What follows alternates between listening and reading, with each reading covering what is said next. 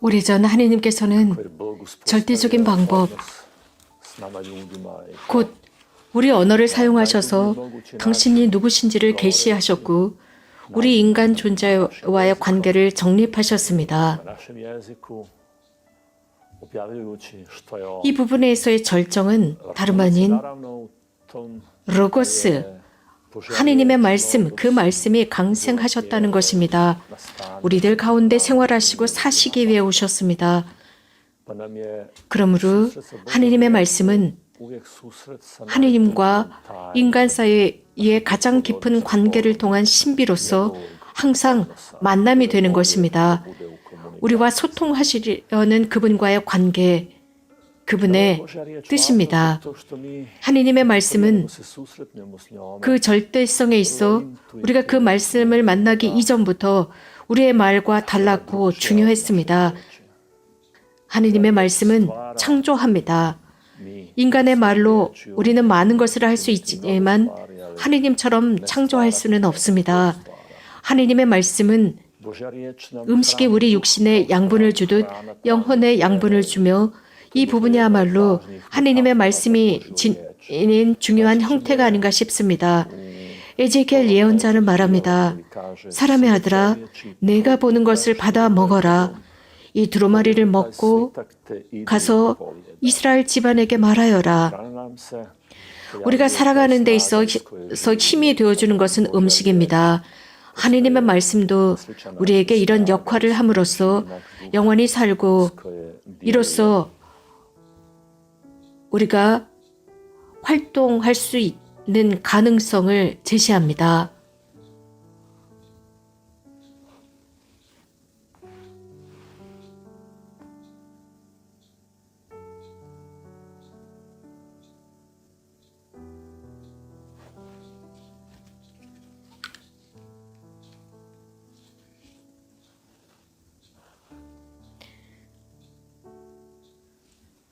루카복음을 보면 예수님과 바리사이와의 대화 장면이 나오는데 여기 아주 중요한 질문을 던지는 모습입니다. 스승님, 제가 무엇을 해야 영원한 생명을 받을 수 있습니까? 라는 이 질문에 예수님께서는 반어법적인 두 가지 질문, 즉 상당히 간결한 질문을 그에게 던지십니다.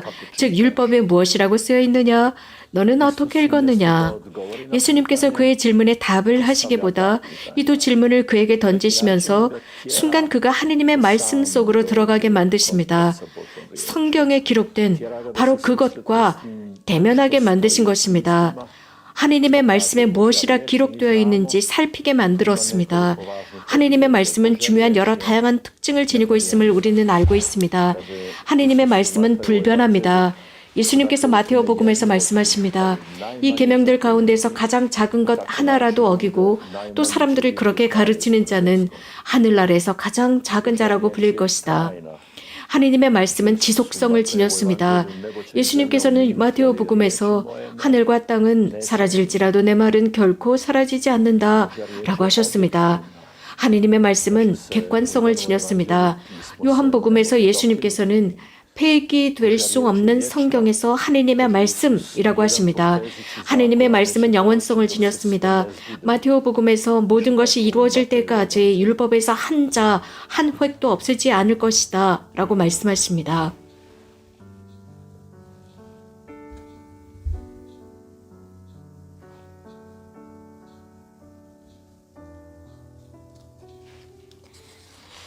이런 것들은 첫 번째 질문과 우리들을 연결시켜 놓습니다. 즉, 율법에 무엇이라 기록되어 있는가? 라는 질문이고 두 번째는 너는 어떻게 읽었는가? 라는 질문입니다.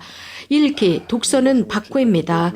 하느님의 말씀을 우리 인생의 여러 다양한 상황 속에서 읽을 수 있고 다양한 것들에 대해 말씀해 주실 것이며 다양한 이면의 것들을 드러낼 것입니다. 독서는 오래가지 않습니다. 그저 지식을 얻고 자기 만족을 얻기 위해 하느님의 말씀을 읽는 것으로 충분하지 않습니다.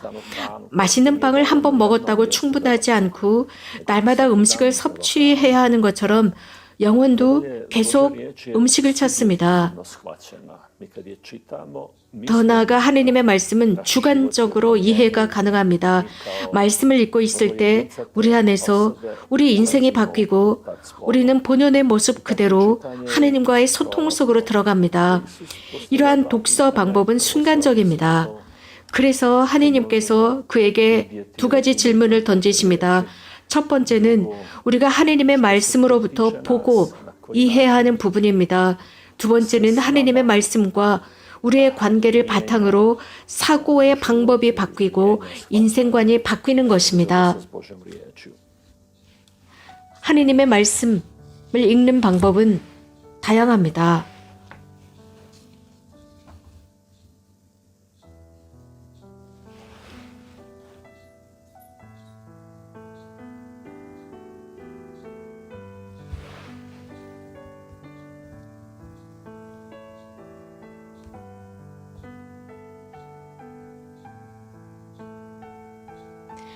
여러 다양한 방법으로 하느님의 말씀을 읽을 수 있다는 것은 우리는 알고 있습니다. 이야기거리로 읽을 수 있습니다. 곧 등장인물은 누구이고 화자 등등의 중점을 두고 읽습니다. 혹은 역사서로 읽을 수 있습니다.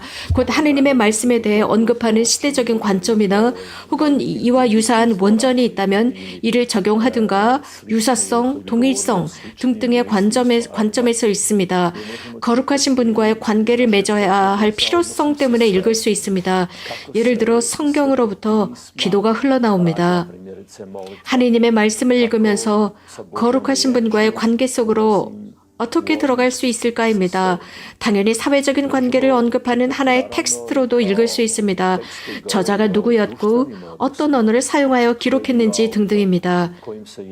우리는 오랜 역사의 과정 속에서 하느님 말씀의 의미와 이해의 단면들이 있다는 것을 배워왔습니다. 그래서 문학적이고 윤리적이며 비유와 우화, 방법론적인 면 등 다양한 것이 있지만 하느님 말씀의 가장 중요하고 깊은 의미는 우리 각자가 하게 될 경험입니다. 그 말씀을 통한 우리 인생의 변화라고 생각합니다. 하느님의 말씀을 만나면서 수많은 사람이 자신의 인생의 스타일을 바꿨습니다. 그 말씀이 나를 바꾸기 위해서는 그 말씀이 나를 향하고 있다는 것을 깨닫는 것으로 충분합니다. 나에게 향하고 있는 말씀입니다. 그래서 내 안에서 변화가 일어나도록 만드는 것입니다.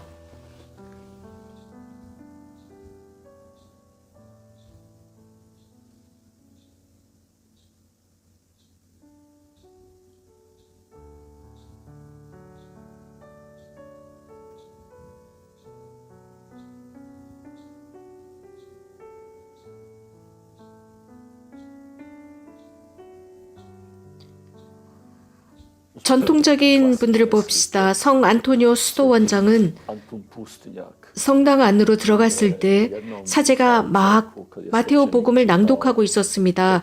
내가 완전한 사람이 되려거든 가서 너의 재산을 팔아 가난한 이들에게 주어라. 그러면 하늘에서 보물을 차지하게 될 것이다. 이 구절을 처음 들었고 그 말씀이 자신에게 하는 말씀임을 성 안토니오께서는 깨닫고 실행합니다. 그리고는 여동생에게 필요한 것을 마련해 준 뒤에 모든 것을 팔아 가난한 이들에게 나누어주고 떠납니다. 광야, 이집트 광야로 들어갑니다. 이 성인을 시작으로 수도원 운동이 전개되었고 모든 것을 버리고 예수 그리스도를 따른 특별한 여정이었습니다. 성 아우스티노께서는 당신의 특별한 저서 고백록에서 자신의 투쟁을 고백합니다. 그래서 어떻게 삶이 바뀌었는지 기록하고 있습니다. 어린아이가 외치는 소리를 들었다고 했습니다. 집어 들고 읽어라. 집어 들고 읽어라. 그래서 성인께서는 성경을 펼쳐 읽은 구절이 바로 로마인들에게 보낸 서한입니다. 거기에는 바오로 사도가 하신 말씀이었는데 이런 말씀이었습니다. 대낮에 행동하듯이 품위 있게 살아갑시다. 흥청되는 술잔치와 만취, 음탕, 방탕, 다툼과 시기 속에 살지 맙시다. 그 대신에 주 예수 그리스도를 입으십시오. 그리고 욕망을 채우려고 육신을 돌보는 일을 하지 마십시오라는 이 말씀이었습니다. 분명 아우구스티노 성인께서는 이 말씀에 자신의 존재 깊은 것을 후벼 파이는 듯 했을 것입니다. 아구스티노는 충격을 받았습니다. 바로 그 순간 하느님께서 오로지 자신에게만 하시는 말씀으로 받아들였기 때문입니다. 그리고 그는 삶을 바꾸었습니다.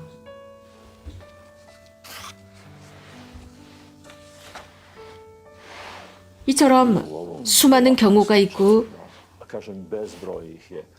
이와 비슷한 어떤 일이 아마도 여러분의 삶 속에서도 일어났을 것입니다. 어쩌면 하느님의 말씀이 여러분 존재의 깊숙한 끄트머리까지 건드렸을 수도 있습니다. 인간 삶의 모든 비극, 그 근본을 눈여겨봅시다. 지금 이 순간 삶의 어떤 부분에서 서로 교체해서 나타납니다. 그래서 새롭게 태어난 것처럼 말입니다. 누군가는 하느님의 말씀으로 인해 다시 깨어났다고도 하지만 대부분의 사람들은 감정적인 부분의 충격을 경험합니다. 이런 모든 요소들은 날마다 우리가 식사를 하듯 하느님의 말씀을 읽을 충분하고 좋은 이유가 되어줍니다. 왜 우리가 하느님의 말씀을 읽어야 하는지 여러 이유들 중 더 정확하게 말한다면 자기 자신을 알기 위해서입니다. 이는 그리스에서부터 시작된 소크라테스와 우리를 연결시킵니다. 곧 서구의 철학적 경험은 인생이 시험받아야만 가치가 있다고 생각했습니다. 자기 자신을 알지 못하고 인생을 탐구하지 않는 삶은 살 가치가 없다고 생각했습니다. 그 이후 그리스에서부터 이미 시작된 지식이 출발하는데 그 유명한 델피 성문 입구에 쓰여진 말입니다. 내 자신을 알라입니다. 곧 가르침의 현실로서 하느님과 나 자신과의 차이점을 보아야 한다는 교훈이라고 할 수 있습니다.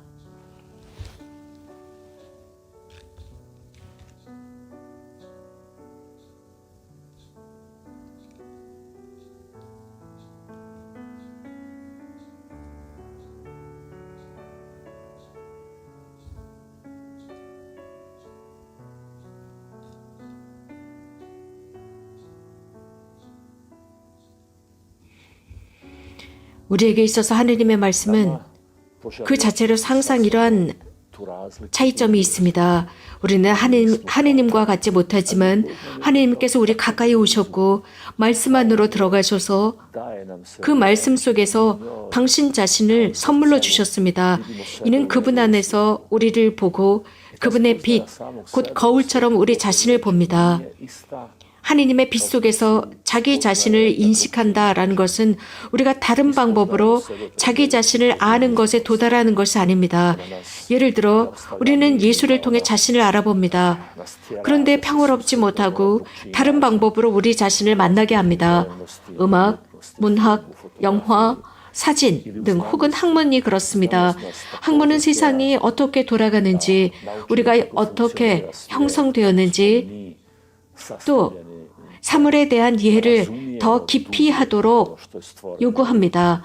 혹은 다른 사람들을 만나면서 우리 자신을 알게 되기도 합니다. 그들과의 관계, 우정 등을 통해서입니다. 우리가 알고 있는 것은 직접적인 지식은, 즉 자기 자신에 대한 직접적인 지식은 그 자체로서 불가능합니다. 지식은 항상 타인을 통해 가능합니다. 그러므로 자기 자신을 알기 위해서는 하느님 앞에 나갔을 때야 비로소 그 알의 깊이를 더합니다.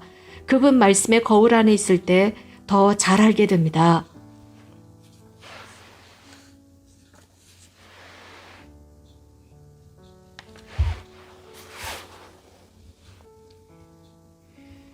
그렇다면 하느님의 말씀의 거울 앞에서 우리 자신을 인식했을 때 어떤 일이 발생하겠습니까? 내 죄들이 드러나면서 동시에 그분의 자비도 함께 드러납니다. 또 내 찢겨나간 부분들, 내 질병들, 내 희망이 드러나면서 동시에 그분의 뜻이 나를 치유하고 계심이 드러납니다. 내 눈물과 내 고통을 경험하면서 동시에 하느님의 뜻이 나를 위로하심을 체험합니다. 내 길 잃은 모습을 발견하면서 동시에 이런 나를 찾고 계시는 그분을 발견합니다. 내 자신을 속이고 있다는 것을 발견하면서 동시에 그분의 진리를, 내가 알기를 바라시는 그분의 뜻을 발견합니다.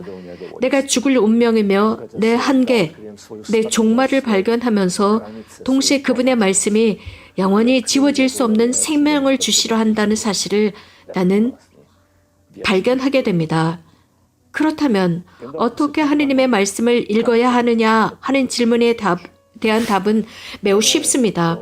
예수님께서 중요한 가르침을 해주셨기 때문입니다. 곧 마음을 다하고 힘을 다해 하느님을 찾으라 하셨습니다. 하느님 말씀을 읽는데 아주 좋은 가르침입니다. 우리 모든 정신을 다해 말씀을 읽고 가능한 이해를 하려고 노력합니다. 마음을 다해 읽기, 곧 마음을 열어서 하느님의 말씀, 그 사랑이 우리 안에 흘러들어와서 우리 마음을 만져주고 우리 사랑을 깨워주게 만드는 것입니다. 혹은 우리 사랑과 일치시키는 것입니다. 우리의 있는 힘을 다해 하느님의 말씀을 읽습니다. 곧 정신력을 다해 완전히 집중해 읽습니다. 교도권을 들으면서 교회의 전통에서 배우면서 하느님의 말씀을 읽습니다. 우리의 하느님의 말씀과의 만남이 처음도 마지막도 아니기 때문입니다. 교도권의 가르침과 교회 전통 안에 무엇이 담겨 있는지 그것을 발견하게 될 때 이들이 지닌 깊이를 더한 우리 영혼을 위한 양식임을 깨닫게 됩니다.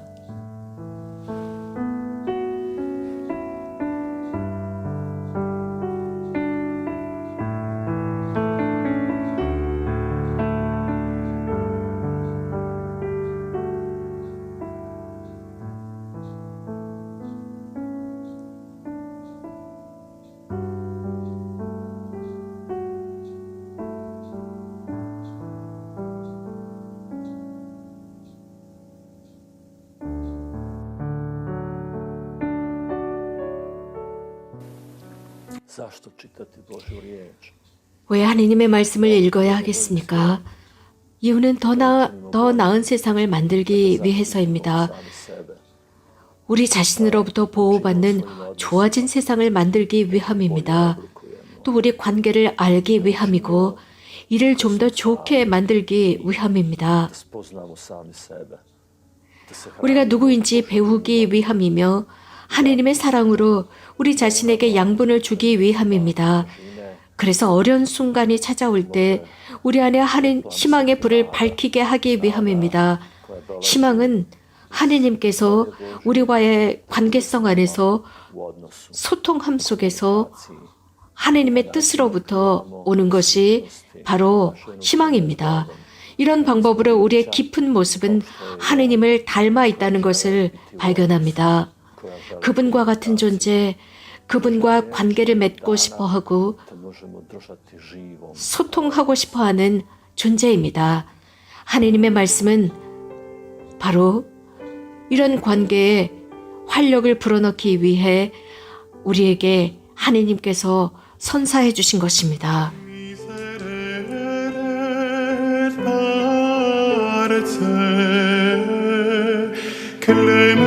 Clementissime Domine, populo tuo, quia peccavimus tibi. Prostrati omnes lacrimas producimus, Pandentes tibi occultaque admissimus, ad te Deus veniam deposimus, quia peccavimus tibi.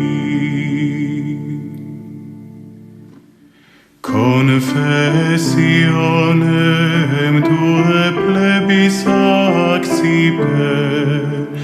quam lamentantes coram te fundimus, et pro admissis corde ingremissimus, quia peccavimus tibi. Miserere parce, clementissime Domine, popolo tuo, quia peccavimus tibi. Pacem rogamus, pacem nobis tribue, amove bella et nos omnes erue, humili prece postulamus Domine, quia peccavimus tibi.